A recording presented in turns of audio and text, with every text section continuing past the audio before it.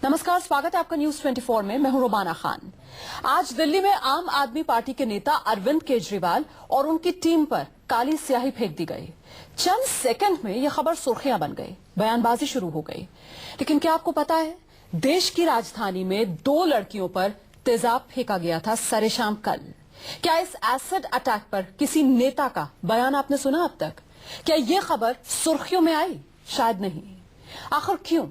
तेजाबी कहर का शिकार क्यों हो रही हैं देश की बेटियां? क्या यही उदासीनता एक वजह है? आखिर लड़कियों को कब मिलेगी इस खौफ से आजादी?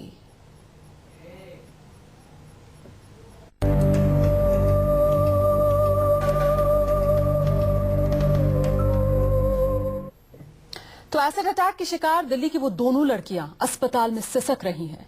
क्या कसूर था उनका? एक सनकी लड़के के एक तरफा प्यार को ठुकराना, क्या ये इतना बड़ा गुनाह था कि तेजाब फेंक दिया जाए उन पर? न जाने कितनी लड़कियों की जिंदगी इस एसिड अटैक में हमेशा हमेशा के लिए बर्बाद हो चुकी है। लेकिन हुआ क्या है, देश की सबसे बड़ी अदालत ने सिस्टम को फटकार लगाई है, नियम कायदे बदले गए हैं, मगर तेजाबी कहर थम नहीं रहा है। इसीलिए आज मैं ये सवाल उठा रही हूं कि क्या लड़की होना हिंदुस्तान में एक गुनाह है? हिंदुस्तान की बेटियों को कब तक सहना पड़ेगा? अगले जन्म मोहे बिटिया न कीजो, ये कब तक उन्हें कहना पड़ेगा? इन तमाम सवालों की पड़ताल करेंगे, लेकिन पहले एक रिपोर्ट आप देख लीजिए। कैसे दिल्ली में राह चलती 2 लड़कियों पर सरेशाम फेंक दिया गया एसिड और पूरा शहर, पूरा सिस्टम महज तमाशबीन बनकर सिर्फ देखता रहा।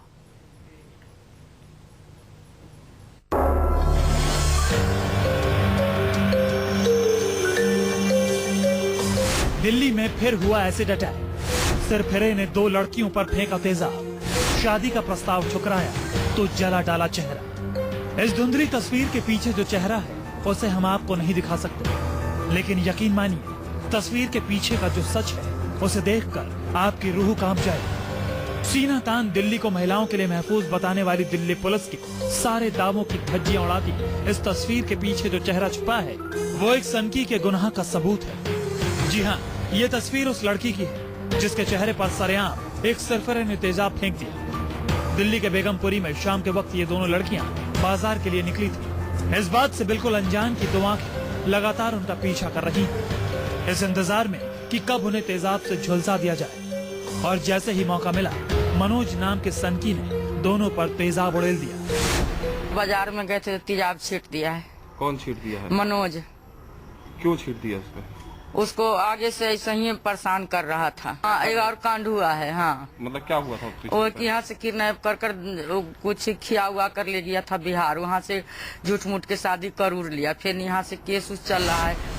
यह हमला बीच बाजार हुआ था और शाम इतनी भी नहीं ढली थी कि गुनहगार अपना चेहरा छुपाने में कामयाब हो जाए। तेजाब से झुलसती चीखों ने भीड़ को अपनी ओर खींचा, लेकिन तब तक मनोज नाम का ये सरफिरा फरार हो चुका। और जैसे कि दिल्ली पुलिस की रवायत है, अपराधी के भागने के बाद लकीर पीटती दिखी। लोगों की मदद से दोनों को रोहिणी के अम्बेडकर अस्पताल ले जाया गया, लेकिन अस्पताल में उनके इलाज की व्यवस्था ही नहीं थी, लिहाजा दोनों को LNJP अस्पताल में भर्ती करा दिया गया। तेजाब से एक लड़की 50% जल चुकी है, जबकि दूसरी 18%। 2 फीमेल पेशेंट आए थे। जी सर। एसिड बर्न थी। जी सर। एक का 50%, जी। एक का 18% था। उसको एडमिट करके, जी, क्योंकि बर्न्स एंड प्लास्टिक डिपार्टमेंट हमारा नहीं है, जी, LNJP हॉस्पिटल। दरअसल मनोज नाम का सिरफिरा गीता का कई दिनों से पीछा कर रहा था। उसे राह चलते छेड़ता, पप्तियां कसता और शादी के लिए हर तरह का दबाव डालता, जबकि मनोज पहले से ही शादीशुदा है। सरेशाम महिलाओं पर एसिड अटैक की वारदात से दिल्ली पुलिस नींद से जागी और रात भर की तलाशी अभियान के बाद उसने मनोज को दिल्ली के बवाना बस स्टैंड से दबोच लिया। मनोज अब पुलिस की गिरफ्त में है। जाहिर है आरोप साबित हुए तो मनोज सलाखों के पीछे होगा, लेकिन क्या सवाल सिर्फ मुजरिम को सजा देने भर का है? ये पहली बार नहीं कि महिलाओं पर सरेआम तेजाब फेंका गया। ये पहली बार नहीं कि किसी सरफिरे की बर्बरता की ये शिकार हुई। तेजाब ने सिर्फ गीता के चेहरे और जिस्म को नहीं झुलसाया, जख्म ने उसके जहन में सवालों का बवंडर खड़ा कर दिया कि आखिर कब तक महिलाएं शिकार होती रहेंगी एसिड अटैक का? महिलाओं पर एसिड अटैक की बढ़ती वारदात पर लगाम लगाने के लिए देश की सबसे बड़ी अदालत ने नियम और कायदे तय किए। सरेआम तेजाब बेचने पर कई तरह की बंदिशें लगाई। 18 साल से कम उम्र के व्यक्ति को तेजाब बेचने पर पाबंदी है। तेजाब खरीदने के लिए पहचान पत्र भी जरूरी है। मेडिकल और शिक्षा के उद्देश्य से थोक में एसिड खरीदने से पहले एसडीएम से आदेश जरूरी है। एसडीएम एसिड के इस्तेमाल की निगरानी करेंगे। पीड़ित को 3 लाख का मुआवजा दिया जाएगा। जाहिर है अदालत के सख्त आदेश के बाद एसिड अटैक की वारदातों पर लगाम लगने की पूरी उम्मीद थी, लेकिन हुआ क्या? अदालत की फटकार से जागी सरकार फिर कान में तेल डालकर सो गई। कायदों को बाजार की दुकानों पर चस्पा कर यह तय मान लिया गया कि तेजाब की शीशी अपराधियों के हाथ अब नहीं पहुंचेगी। सवाल है कि आखिर कैसे लगेगा एसिड अटैक पर रोक? महिलाएं कब होंगी पूरी तरह महफूज? दरअसल सख्त कानून भले ही बन गए हों और बहस भी हो रही हो, लेकिन इससे एसिड अटैक पीड़ितों के जख्म आज भी हरे हैं।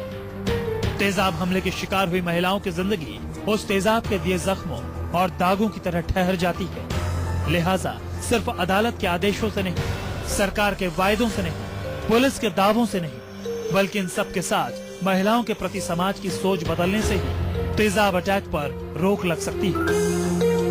Bureau report, news 24।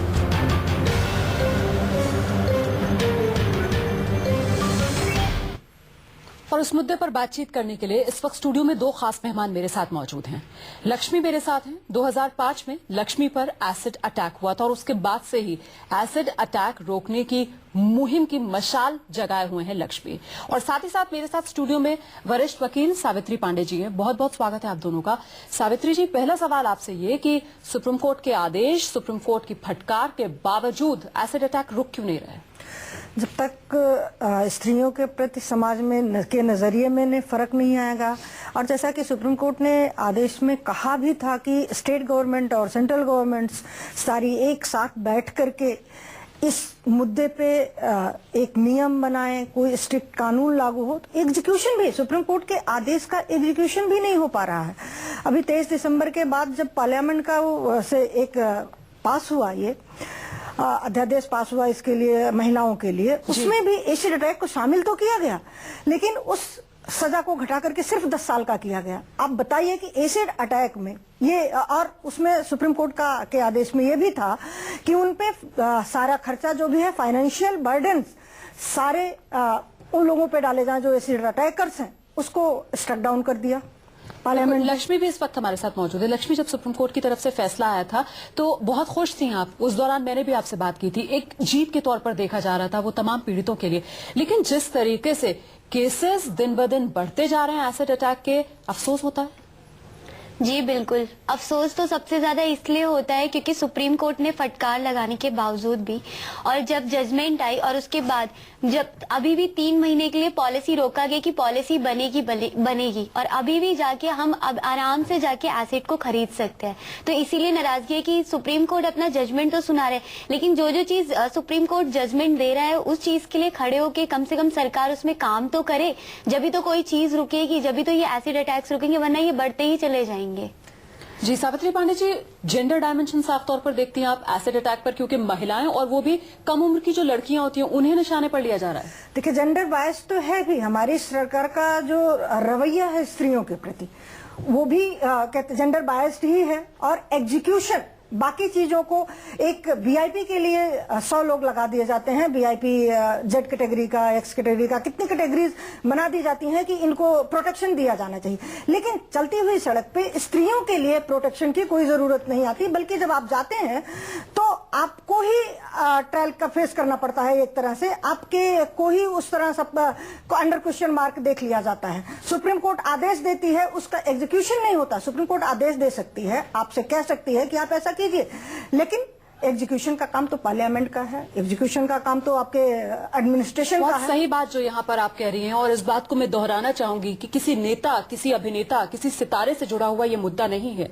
एक आम हिंदुस्तानी लड़की की सुरक्षा से जुड़ा हुआ ये मुद्दा है। वो लड़की जो आपके घर में हो सकती है, जो आपकी बेटी हो सकती है, जो आपकी बहन हो सकती है, जो आपके पड़ोस में रहने वाली एक आम सी लड़की हो सकती है, उसकी सुरक्षा से जुड़ा हुआ ये मुद्दा जिस पर सब खामोश है। लक्ष्मी, ये खामोशी सरकारों की, प्रशासन की डराती है क्या? हाँ, स्ट्रिक्ट से स्ट्रिक्ट जो क्राइम कर रहे हैं उनको, उनके लिए कुछ स्ट्रिक्ट तरीके से उनके लिए कुछ पनिशमेंट रखनी चाहिए एकदम नॉर्मली। कि जब मेरे ऊपर अटैक हुआ 4 दिन के बाद जब वो अरेस्ट हुआ और उसके 1 महीने के बाद उसको इजीली तरीके से बेल मिल गई और उसने इतने आराम से शादी भी कर ली और इतने आराम से वो इतने सालों तक बाहर रहा, तो कोई कहीं से मुझे स्ट्रिक्ट लॉ नजर ही नहीं आता है। जी, कानून सख्त नजर नहीं आता है। कानून को और सख्त करने की जरूरत, सावित्री पांडे जी? कानून को सख्त करने की जरूरत नहीं, उसके एग्जीक्यूशन की लागू जरूरत, करने की उसको लागू करने की जरूरत है स्ट्रिक्टली। और सबसे पहले तो कानून पास किया जाए। बांग्लादेश जैसे छोटे से कंट्री में ये कानून पास हो चुका है कि महिलाओं के ऊपर एसिड अटैक होगा तो उसके लिए कानून बना हुआ है। सुप्रीम कोर्ट के बार बार डायरेक्शन के बावजूद भी हिंदुस्तान में इस तरह का कोई कानून नहीं बन पाया, जबकि सुप्रीम कोर्ट ने अभी पहले फरवरी में कहा कि आप मीटिंग्स बुलाइए, इस बारे में चर्चा कीजिए, उसके बाद इस पे एक नियम बनाइए, एक एक्ट पास कीजिए। कुछ नहीं हुआ। फिर अप्रैल में इनको टाइम दिया गया, उस समय 6 हफ्ते का फिर टाइम दिया गया, कुछ नहीं हुआ।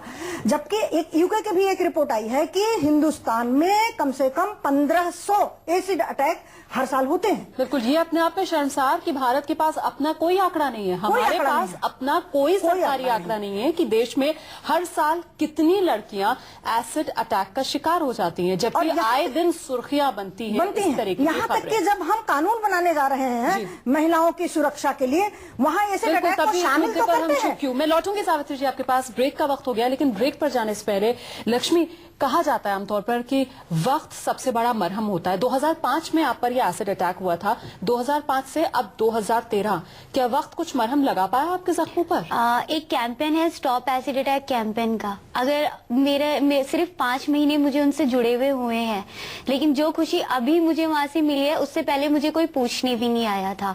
तो ना दोस्त का मतलब ना रिश्तेदारों का मतलब मुझे पता था, लेकिन उनके आने के बाद ही मुझे इतना कुछ पता चला है।